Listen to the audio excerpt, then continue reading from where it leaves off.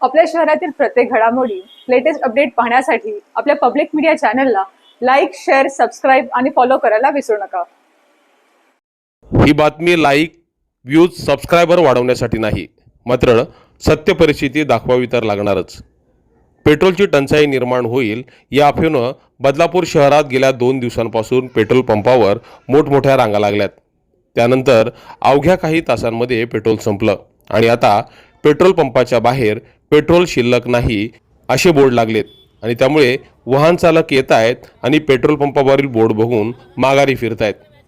सध्या या पेट्रोल पंपावर फक्त अत्यावश्यक सेवांसाठी म्हणजेच ॲम्ब्युलन्स, अग्निशमन दल त्यांच्या वाहनांसाठी पेट्रोल भरण्यासाठी राखीव पेट्रोल आहे।